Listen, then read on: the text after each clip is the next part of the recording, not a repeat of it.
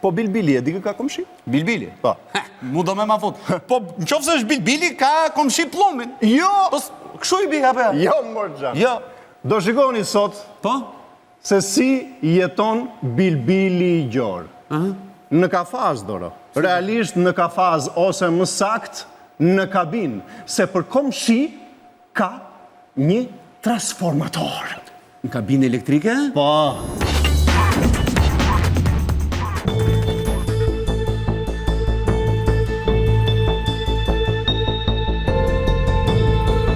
Takfa ka udhëtuar drejt qytetit të Cërikut dhe pranë meje ndodhet zoti Bilbil Kanani.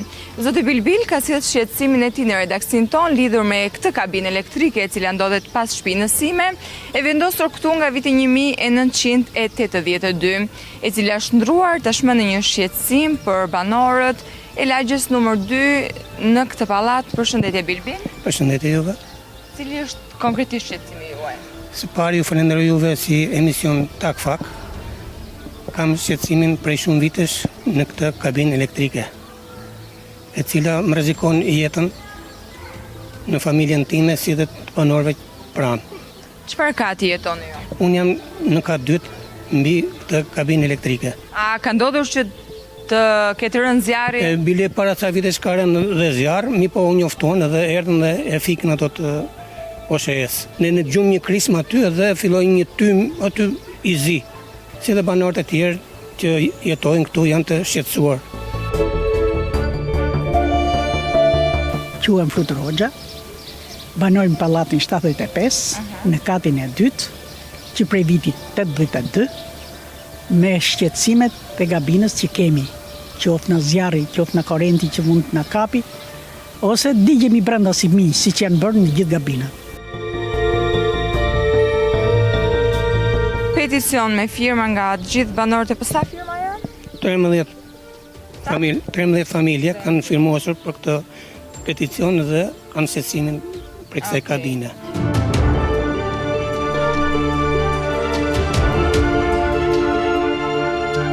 Poshtë kësaj dyshemeje ndodhet kabina elektrike, e cila veç zhurmës, rrezikshmërisë zjarrit edhe ambienti ndotur që krijohet kur hynë ato jo mace, jo minj, të ngordhin. Cila është dhoma që ka rënë zjarr kjo? Kjo është dhoma aktualisht. Që ka marrë flak nga kabina elektrike? Nga kabina elektrike. Edhe lagështia që kanë marrë muret, si që shikon dhe vetë në sytë tuaj, kjo është problem, sepse unë nuk do t'i lyej vit për vit.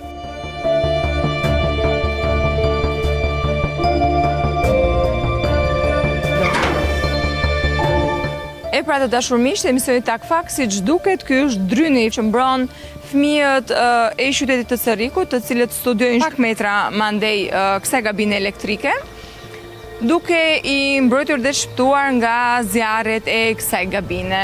Siç u pa, edhe siç duket, kjo kabinë u hap shumë lirshëm nga unë dhe zoti Bilbil. Mund ta hapim. Brenda ka rrym të energjisë elektrike, larg qoftë mos të supozojmë rastin më normal të mundshëm që një fëmijë të vijë, ta heqë këtë drynë, të futi duart në kabinë dhe të rrezikohet jeta. Nuk po flasim për qytetarët të cilët janë të rritur të pjekur, por për fëmijë të cilët studiojnë. A ka pasur raste? Po, ka pasur raste. Njëherë që fëmija ime dhe ati që ndërtoj atë objektin pasi e ktheu në Beiram Parukeri, i kam kap aty brenda gati për të rrezikuar jetën e tyre, i troqa dhe shpëtuan fatmirësisht. Pra të gjitha këto që ju po thoni i keni të dokumentuara përmes këtyre dokumenteve që kemi në duar, dhe janë të gjitha kërkesat që ju keni bërë tek OSHE-ja këtu në Cërik, në Elbasan, në Tiranë dhe tek Bashkia. Dhe cila është përgjigje që keni marrë? Bile kam shkuar edhe në kryeministri për këtë shqetësim. Çfarë ju kanë thënë? Edhe mora përgjigjen negative. Nuk përbën rrezik, thoshin, i plotëson të gjitha kushtet sipas tyre. Nëse ju e quani të mbyllur këtë gabinë elektrike që përbën një rrezik kaq të madh dhe në asnjë lloj mënyre nuk lejohet që një gabinë elektrike të jetë ndërtuar këtu në kat parë dhe në kat të dytë dhe gjithë pallati të jetë me njerëz duke u rrezikuar jetën, nëse ky dryn për ju është siguri, unë nuk e di domethënë. Ta mbyllim që mos rrezikojnë të paktën fëmijët.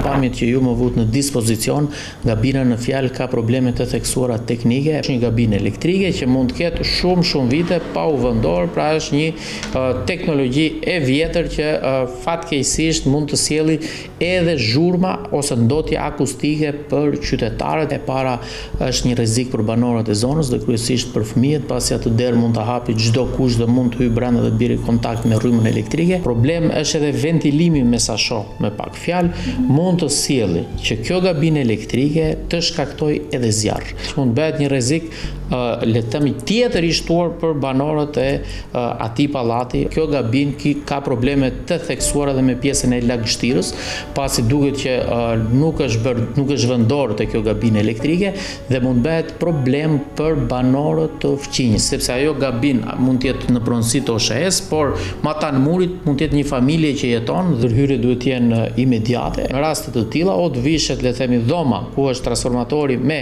kafaz për minimizimin e këtyre le të themi fushave magnetike, elektromagnetike, ose faqet e murit vishen me pllaka bakri që në rastin e fjalës që bëhet fjalë fare, pasi kur nuk ka derë, imagjino këto të dhëna ose terma teknik të tjera që do ishin të domosdoshme për rastin fjalë. Qytetarët kanë të drejtën e plot që të ankohen, sepse në fund të ditës e paguajnë faturën e energjisë elektrike dhe nëse nuk e paguajnë i ndërpritet shërbimi. Por nuk kanë asnjë lloj faji që të përballë këtyre shqetësimeve të vazhdueshme.